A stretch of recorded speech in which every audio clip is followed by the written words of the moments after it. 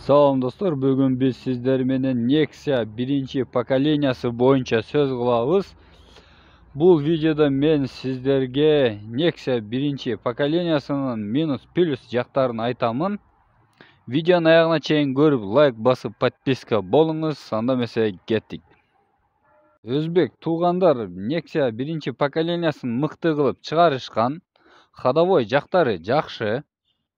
Машинанын сырткы келбети дагы жакшынакай, жеңил, көрүнүшү жагынан дагы өзүнө жарашыктуу болуп иштелип чыгарылган машина.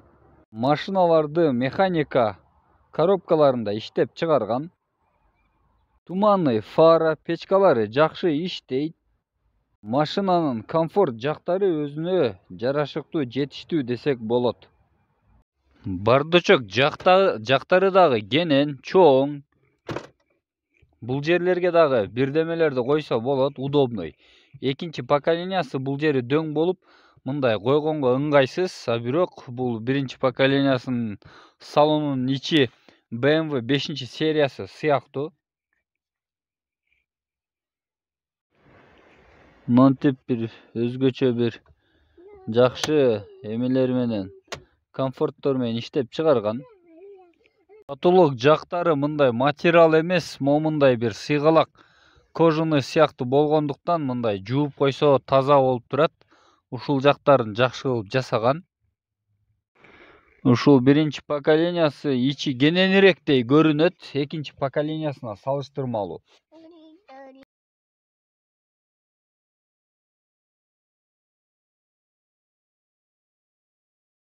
Машина биринчи поколениясы деле, экинчиси деле, үчүнчүсү деле мындай ылдамдыгы жакшы десек болот.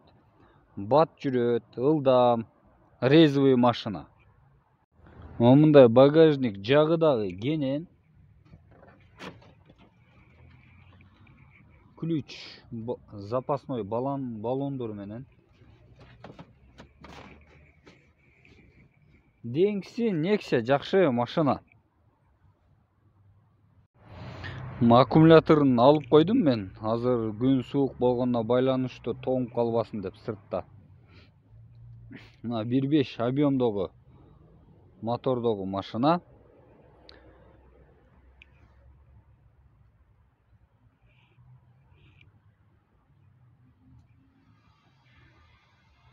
Көпчүлүк машиналарга салыштырмалуу бул машина арзан баада сатып алса болот бул машиналарды. Анан мындай айтканда жашоого ыңгайлуу эле семейный машина десек дагы болот. Такси кылганга дагы мыкты. Шаар ичине мыкты машина.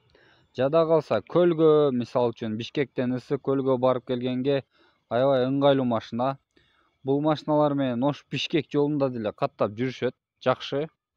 Көпчүлүк машиналарга салыштырмалуу мотор жагынан проблема болбойт. Мындай бекем машина десем жаңылышпайм. Бул машинаны мен өзүм 2 ай, 3 айдан бери айдап жүрөм. Мына ошол себептүү буга чейинки айдап көргөн машиналарга караганда мындай өзүнү жакшы деңгээлде көрсөттү десем толугу менен болот. Бул машиналар 1994 жылы Корея өлкөсүндө иштеп чыгарылган. 96 жылдары болсо Россия, Өзбекстан аймактарында чогулдурулуп, ошол заводдордо иштеп чыгарыла баштаган. Бул машиналардын күчү 1.5 объему 75 аттын күчүнө барабар.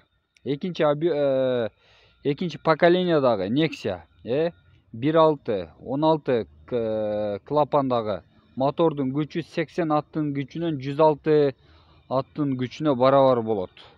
Бирок мындай карап келгенде, минип көргөндө бул Nexia биринчи поколениядагы машина чем экинчи поколениясына караганда резвый, ырактай сезилет да. Ходовой жактары дагы мыкты. Биринчи поколениясын болсо иш жагы мындай жапыстай болуп көрүнөт. Бирок бул экинчи поколения, биринчи поколениясы, то есть бийик.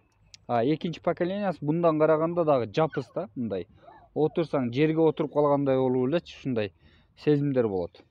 Бирок биринчи поколениясы более мындай жакшы. Бирок бир нерсени айта кетчү нерсе, экинчи поколениясы биринчи поколениясына караганда бир аз коозураак болуп иштелип чыгарылган.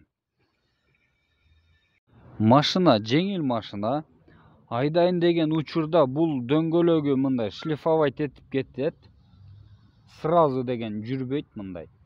Учуп дегендейчи. Бир сыйра айланып туруп анан кийин жүрөт эгерде бат айдайын десеңиздер. Анан момундай чириктери бар. Мындай деген страшный чириктер болот бул машиналарда. Темири деген вообще консерва десек болот, жука. Бул машина деген мындай аябай эле начар материалдардан жасалгандай көрүнөт. Чынында эле ошол сыяктуу десек дагы болот. Мына көрүп турасыздар. Чириктерди.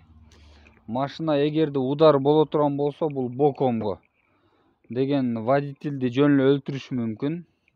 Жада калса водитель эмес, ошол машинанын ичиндеги жүргүнчүлөрдү кошо. Мына ушундай машина. Бирок авария учурунда бир гана Nexia эмес, Mercedes, BMW, немецкий машиналар менен деле авария болуп өлүп калгандар аз эмес. Мына ошол себептүү бул машинаны айдаган адамдардын өзүнөн зависит десек болот да. Машинанын запчастары дагы арзан, ремонту дагы арзан көпчүлүк машиналарга салыштырмалуу. Сатып алган учурда дагы бул машиналарды арзан баада сатып алса болот. Дөңгөлөктөрү дагы арзан. Жана бекем жакшы десек дагы болот.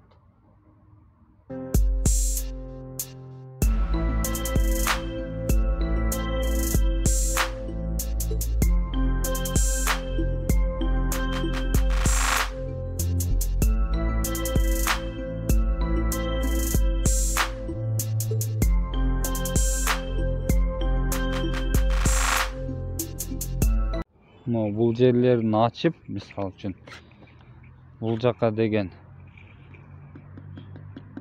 жүк кое турган атын унутуп калдым, ошол нерсесин орнотсо болот. Анан жүктөрдү жүктөп өйдөлөрүнө эс алганы барса дагы болот.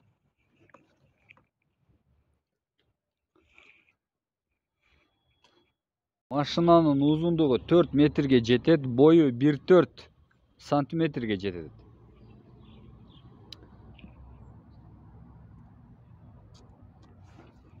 Бул жерге деген момундай бир мусор сала турган нерсеси бар. Бирок бул нерсени койбой деле койсо болмок. Салгандан кийин буну алыш өзүнчө эле бир иш, жумуш. Колонкалары жакшы иштейт.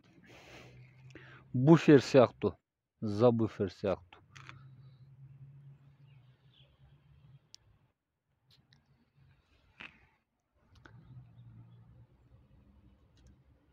Чынында эле экинчи поколениясына салыштырмалуу бул биринчи поколениясы. Салон жагы кененирээк.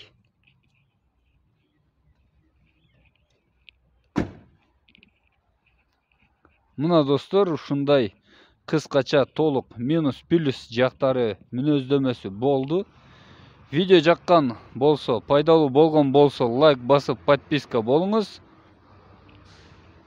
Алдыдагы мыкты, керектүү машиналар тууралуу маалыматтарга толгон токой видеолорду күтүңүз. Анда эмесе кийинки видеолорго чейин саламатта туруңуз.